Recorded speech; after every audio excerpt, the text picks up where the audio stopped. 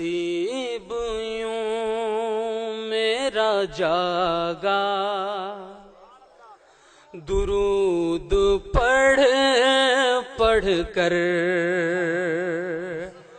اعوذ باللہ من الشیطان الرجیم، بسم اللہ الرحمن الرحیم۔ کل کے سبق میں شب معراج کے تعلق سے کچھ باتیں گزریں، جس میں یہ فرمایا گیا کہ شب معراج اللہ تبارک و تعالی نے حضور نبی مکرم صلی اللہ تعالی علیہ وسلم پر وحی فرمائی، جو بھی اسے وحی فرمانا تھا۔ اس پر میں نے بیان کیا تھا کہ متعدد قسم کے علوم نبی کریم صلی اللہ تعالی علیہ وسلم کو وحی فرمائے گئے۔ انہیں میں سے کچھ علوم ایسے تھے کہ جن کی تبلیغ کرنے کی اجازت دی گئی، اور کچھ ایسے تھے کہ جن کی تبلیغ کرنے کی اجازت نہیں دی گئی۔ اس کا تفصیلی بیان کل کے سبق میں گزرا۔ آج فرمایا ما کذب الفؤاد ما رأى، کہ دل نے نہیں جھٹلایا جو آنکھوں نے دیکھا، جو دیکھا اسے دل نے نہیں جھٹلایا۔ یعنی آنکھوں سے دیکھی ہوئی چیز کی تصدیق دل نے کی، اور اس رویت میں اور اس معرفت میں ذرہ برابر بھی تردد اور شک کی گنجائش نہ ہوئی۔ اب یہ کیا دیکھا؟ تو اس کے بارے میں مفسرین کرام رحمۃ اللہ تعالی علیہم اجمعین کے دو اقوال ہیں۔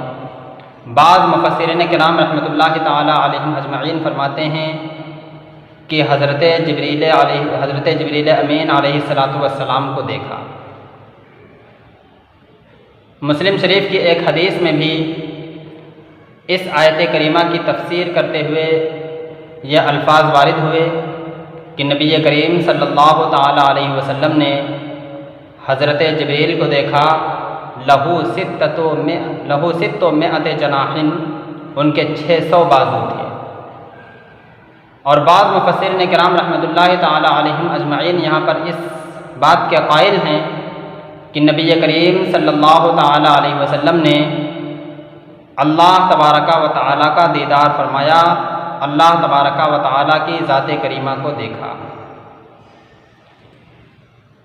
اور اس سلسلے میں بھی بہت سے مفسرین کرام اس بات کے قائل ہیں کہ اللہ تبارک و تعالی کو اپنی آنکھوں سے دیکھا، اور بعض مفسرین کرام اس بات کی طرف بھی گئے ہیں کہ دل سے دیکھا، دل کی نگاہوں سے دیکھا۔ حضرت عبداللہ ابن عباس رضی اللہ تعالی عنہ کا ایک قول یہ بھی ہے کہ نبی کریم صلی اللہ تعالی علیہ وسلم نے اللہ کا دیدار دل کی نگاہوں سے فرمایا، اور ایک قول آپ کا یہ ہے کہ نبی کریم صلی اللہ تعالی علیہ وسلم نے اللہ کو اپنی آنکھوں سے دیکھا۔ اور حضرت انس ابن مالک، حضرت حسن اور حضرت عکرمہ وغیرہ رضوان اللہ تعالی علیہم اجمعین، یہ مفسرین کرام رضوان اللہ تعالی علیہم اجمعین بھی اس بات کے قائل ہیں کہ نبی کریم صلی اللہ تعالی علیہ وسلم نے اللہ کا دیدار اپنی آنکھوں سے کیا ہے۔ نبی کریم صلی اللہ تعالی علیہ وسلم کو شب معراج اللہ کا دیدار ہوا یا نہیں ہوا، تو اس سلسلے میں دو قول ملتے ہیں۔ ایک قول حضرت عائشہ رضی اللہ تعالی عنہ کا ہے۔ حضرت عائشہ رضی اللہ تعالی عنہ ارشاد فرماتی ہیں کہ جو یہ کہے کہ نبی کریم صلی اللہ تعالی علیہ وسلم نے اللہ کو دیکھا ہے، فقد اعظم علی اللہ الفریہ، تو اس نے اللہ تبارک و تعالی پر بہت بڑا جھوٹ باندھا۔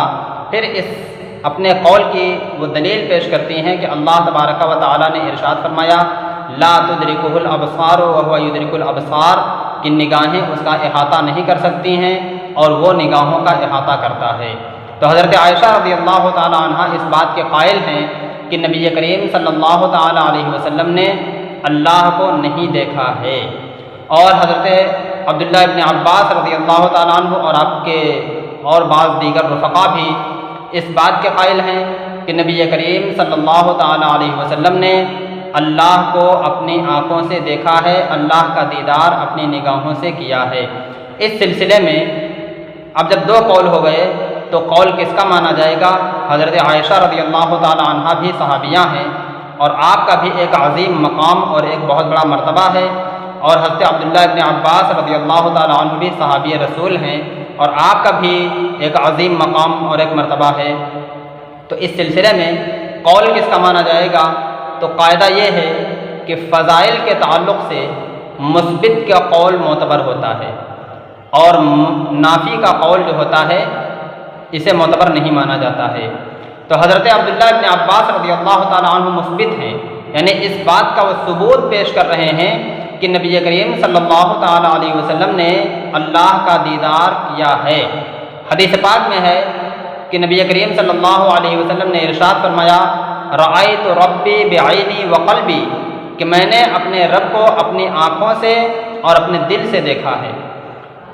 اور ایک حضرت ابو ذر غفاری رضی اللہ تعالیٰ عنہ کی روایت ہے، وہ فرماتے ہیں کہ میں نے نبی کریم صلی اللہ تعالیٰ علیہ وسلم سے سوال کیا، حل رأیت ربک، کیا آپ نے رب کا دیدار کیا ہے؟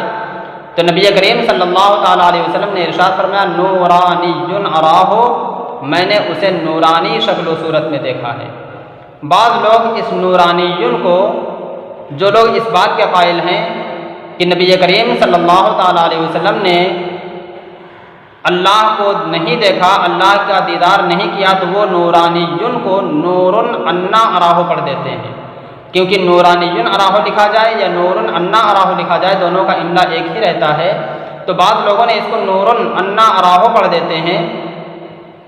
تو اب اس کا معنی یہ ہوگا کہ جب حضرت ابو ذر غفاری رضی اللہ تعالیٰ عنہ نے بارگاہ رسالت میں سوال کیا کہ کیا آپ نے اپنے رب کو دیکھا ہے، تو نبی کریم صلی اللہ علیہ وسلم نے ارشاد فرمایا، نور انا اراہ، وہ نور ہے، میں اسے کیسے دیکھ سکتا ہوں؟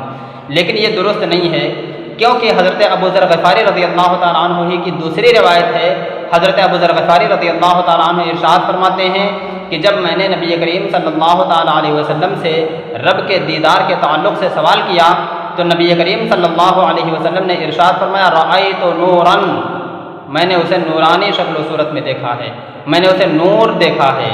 تو یہاں پر دیکھیے حضرت ابو ذر غفاری رضی اللہ تعالیٰ عنہ کی واضح روایت موجود ہے، رأیت نورا کر کے، کہ میں نے اسے نورانی شکل و صورت میں دیکھا۔ تو اس سے پہلے جو حضرت ابو ذر غفاری رضی اللہ تعالیٰ عنہ کی روایت ہے وہ بھی نورانی اراہ ہی پڑھنا اس کا درست معلوم ہوتا ہے کہ نورانی شکل و صورت میں نبی کریم صلی اللہ تعالیٰ علیہ وسلم نے اللہ کا دیدار کیا۔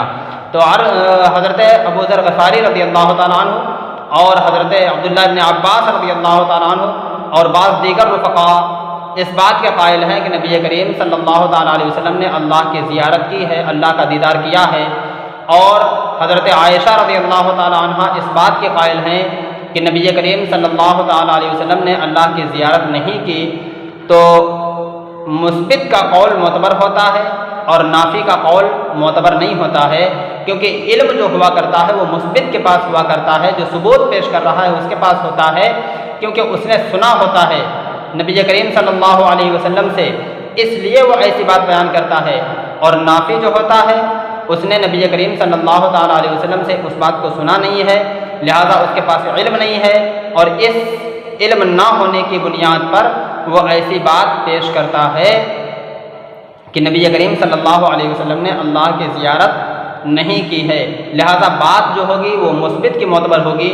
اور دوسری چیز یہاں پر یہ بھی ہے کہ حضرت عبداللہ ابن عباس رضی اللہ تعالیٰ عنہ کی روایتیں مرفوع ہیں کہ وہ نبی کریم صلی اللہ تعالیٰ علیہ وسلم سے روایت کرتے ہیں، اور حضرت عائشہ رضی اللہ تعالیٰ عنہ اپنا استشہاد پیش کر رہی ہیں، اسی لیے وہ قرآن مقدس کے آیت کریمہ دلیل میں پیش کرتی ہیں، لا تدرکہ الابصار وہو یدرک الابصار، کہ اس کا احاطہ نگاہیں نہیں کر سکتی ہیں لیکن وہ نگاہوں کا احاطہ کر سکتا ہے۔ تو یہ حضرت عائشہ رضی اللہ تعالیٰ عنہ کا اپنا استشہاد ہے، اور حضرت عبداللہ ابن عباس رضی اللہ تعالیٰ عنہ کی جو روایت ہے وہ مرفوع ہے، لہذا ایک صحابی کے مقابلے میں کہ جو خود اپنا استشہاد پیش کر رہا ہو، وہ صحابی جو نبی کریم صلی اللہ علیہ وسلم کی مرفوع روایت پیش کر رہا ہے اس کا قول معتبر مانا جائے گا۔ تو ما کذب الفؤاد ما رأى، یہاں پر بعض مفسرین کرام نے اس بات کی تفسیر کی کہ نبی کریم صلی اللہ تعالیٰ علیہ وسلم نے اللہ کا دیدار کیا ہے۔ پھر اس کے بعد آگے فرمایا، افتمارونہ علی ما یری، تو کیا تم ان کے دیکھے ہوئے پر جھگڑا کرتے ہو؟ یہ قول جو ہے منافقین مکہ سے ہے کہ منافقین مکہ نبی کریم صلی اللہ علیہ وسلم کی رؤیت کا انکار کرتے تھے، تو اللہ تبارک و تعالیٰ نے ان سے فرمایا کہ کیا تم ان کے دیکھے ہوئے کا انکار کرتے ہو؟ وَلَقَدْ رَآهُ نَزْلَةً أُخْرَىٰ، اور انہوں نے اسے 2 بار دیکھا ہے۔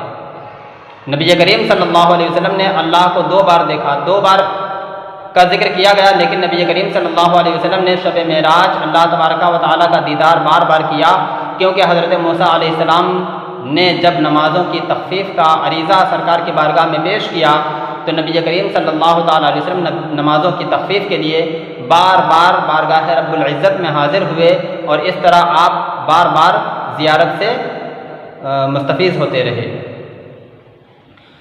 عند سدرۃ المنتہا، فرمایا سدرۃ المنتہا کے پاس۔ یہ سدرۃ المنتہا کیا ہے؟ تو یہ ایک درخت ہے جس کی جڑیں 6 آسمان میں ہیں اور اس کی شاخیں 7ویں آسمان میں ہیں، اور یہ اپنی بلندی میں 7ویں آسمان سے بھی آگے گزرا ہوا ہے۔ بندوں کے اعمال اور دنیا کی تمام چیزیں، روحیں، فرشتے، ہر چیز کا منتہا یہی ہے کہ تمام چیز یہیں پر جا کر کے رک جاتی ہے اور یہیں سے بارگاہ رب العزت میں پیش کی جاتی ہے۔ اسی لیے اسے سدرۃ المنتہا کہا جاتا ہے۔ منتہا کا معنی ہوتا ہے کہ جہاں پر کسی چیز کی انتہا ہو رہی ہو، تو یہاں پر تمام چیزوں کی انتہا ہو جاتی ہے۔ یہ ایک درخت ہے۔ کیسا درخت ہے؟ تو نبی کریم صلی اللہ تعالیٰ علیہ وسلم نے اس درخت کی خوبی بیان کرتے ہوئے، اس درخت کے فضائل بیان کرتے ہوئے ارشاد فرمایا کہ یہ اتنا بڑا درخت ہے کہ اگر چلنے والا اس کے سائے میں 70 سال تک چلتا رہے تب بھی وہ اس کا سایہ قطع نہیں کر پائے گا۔ اور ایک دوسری روایت میں 100 سال کے الفاظ بھی ہیں کہ اگر چلنے والا اس کے سائے میں 100 سال تک چلتا رہے تب بھی وہ اس کا سایہ قطع نہیں کر پائے گا۔ اس کے یہ درخت کیسا ہے؟ بہت نورانی درخت ہے۔ اس کے بارے میں فرمایا گیا کہ اس کے جو پھل ہوتے ہیں وہ مٹکے کی طرح بڑے بڑے ہوا کرتے ہیں، اور اس کے جو پتے ہیں کآذان الفیل، یہ ہاتھی کے کان کی طرح بڑے بڑے درخت ہوا کرتے ہیں۔ تو یہ بہت ہی نورانی درخت ہے کہ جہاں پر ہر چیز کی انتہا ہوتی ہے، اور یہیں پر جا کر کے حضرت جبریل امین علیہ السلام بھی شب معراج رک گئے تھے، اس کے آگے وہ نہیں بڑھ سکے۔ عندہا جنت الماوا، اور اسی سدرۃ المنتہا کے پاس جنت الماوا بھی ہے۔ یہ جنت الماوا کون چیز ہے؟ تو اس کی تفسیر کرتے ہوئے فرمایا گیا کہ یہ وہ جنت ہے جس کا وعدہ متقین سے کیا گیا ہے، نیک لوگوں سے جس کا وعدہ کیا گیا ہے، اور مرنے کے بعد قیامت کے بعد تمام لوگوں کو اسی میں جانا ہے۔ اس کی تفسیر میں متعدد اقوال ہیں۔ ایک قول تو یہ کیا گیا، ایک قول یہ کیا گیا کہ یہ ایسی جنت ہے جہاں پر اتقیاء اور شہداء کی روحیں قیامت تک کے لیے رکھی جاتی ہیں، اور ایک قول یہ بھی کیا گیا کہ یہ فرشتوں کے رہنے کی جگہ ہے، فرشتے یہاں رہتے ہیں، اس لیے اس کو جنت الماوا کہا جاتا ہے۔ اذ یغشی السدرۃ ما یغشی، جب کہ ڈھانپ رہا تھا سدرہ کو وہ چیز جو ڈھانپ رہی تھی۔ اب وہ کون سی چیز تھی؟ تو انوار تھے، ملائکہ تھے۔ حدیث پاک میں آیا کہ سدرۃ المنتہا کا کوئی بھی درخت، سدرہ کا کوئی بھی درخت، کوئی بھی پتا ایسا نہیں ہے جس پر کوئی فرشتہ اللہ کی تسبیح نہ بیان کر رہا ہو، یعنی سدرہ کے ہر پتے پر کوئی نہ کوئی فرشتہ موجود ہے اور وہ اللہ تبارک و تعالیٰ کی تسبیح و تہلیل اور اس کے ذکر میں مشغول ہے۔ تو گویا کہ اس کو فرشتے ڈھانپے ہوئے ہیں۔ اذ یغشی السدرۃ ما یغشی، اس کو ڈھانپ رہی تھی وہ چیزیں جو اس کو ڈھانپ رہی تھیں۔ وہ کون سی چیزیں تھیں؟ ان کی کیفیت نہیں بیان کی جا سکتی ہے۔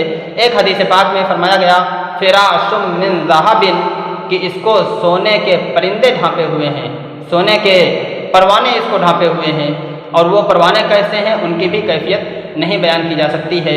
پھر فرمایا ما زاغ البصر وما طغى، آنکھ نہ تو جھپکی اور نہ ہی سرکشی کی۔ جب نبی کریم صلی اللہ تعالیٰ علیہ وسلم اللہ کا دیدار کر رہے تھے تو نہ تو آنکھ جھپکی اور نہ ہی اس میں کسی طرح کی کوئی سرکشی ہوئی۔ یہ نبی کریم صلی اللہ تعالیٰ علیہ وسلم کی کمال قوت کا اظہار کیا جا رہا ہے کہ طور پر جب حضرت موسیٰ علیہ السلام نے اللہ تبارک و تعالیٰ کی زیارت کی خواہش ظاہر کی تھی تو اللہ تبارک و تعالیٰ نے اپنے نور کا صرف ایک جلوہ طور پر ظاہر کیا تھا، جس کو حضرت موسیٰ علیہ السلام برداشت نہ کر سکے، لیکن نبی کریم صلی اللہ تعالیٰ علیہ وسلم کی قوت اور طاقت اس قدر ہے کہ وہ شب معراج اللہ کا مسلسل دیدار کرتے رہے اور کمال قوت آپ کے ساتھ دیتی رہی، اور اس کمال قوت کی بنیاد پر نہ تو آنکھ جھپکے اور نہ ہی اس نے سرکشی کی۔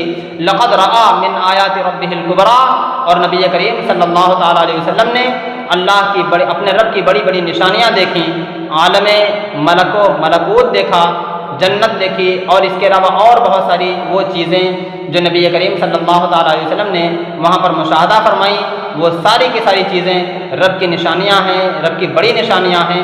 تو ان چیزوں کے تعلق سے فرمایا گیا کہ وہاں پر نبی کریم صلی اللہ تعالیٰ علیہ وسلم نے اپنے رب کی بڑی بڑی نشانیاں ملاحظہ فرمائیں۔